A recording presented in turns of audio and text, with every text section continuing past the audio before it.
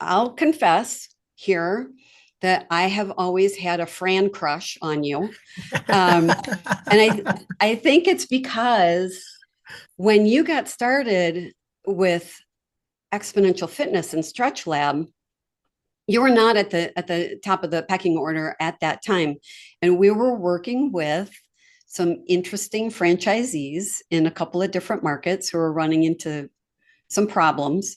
And I just always appreciated, number one, your willingness to smile and grit your teeth and get through it and deal with some people who were, they were frustrated and they were challenged at that time. So I have long admired your style and your grace and how you work with people, my placements. So thank you for coming on the show today, because I hope this will be a very inspiring conversation for people who are listening. Right? Because I always think about this, like our business and the vertical we're in is people, right? We are going to hire a team, build the right culture, and they're going to service people. And I started this whole thing with like, hey, you walk into this environment and you could feel it. The staff loves being there. The team loves being there. They love the members that they're interacting with. It's just a really refreshing environment to be in. The owner has to set that tone, Yeah. right? They have to set that tone of that culture. And some people don't have that skill set.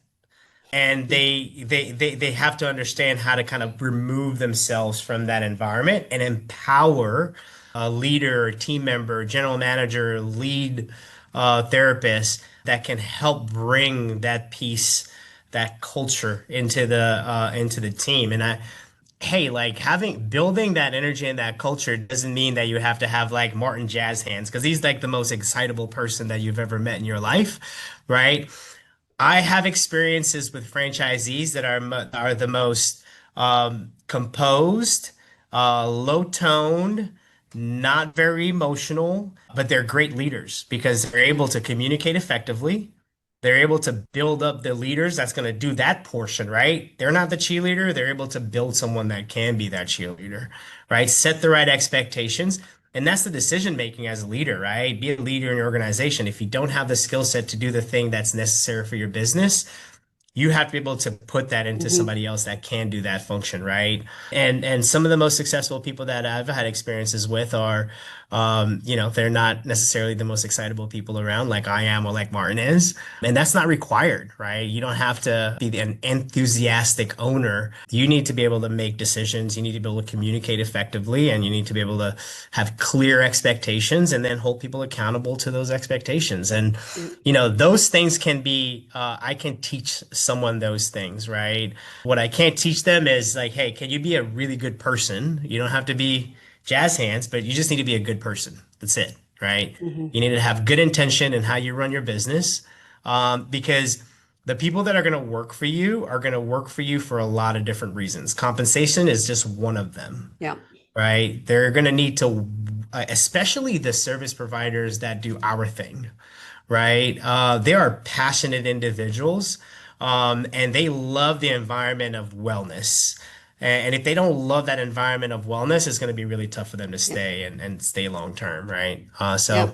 the character of the person really means a lot too. Yeah, and in a business like yours, the vertical that you're in, as I say to candidates who are looking at it, you're going to hire the industry expert. You don't need to be the industry expert, but you do need to get your hands around who these people are, because the happier your culture is, the more sticky your client base is going to be. 100%. So Absolutely. you don't need to know how to do the widget, but you do have to have some people skills. Well, and to your point, if people skills aren't your strongest suit, then hire the people who are going to fill in around that weakness.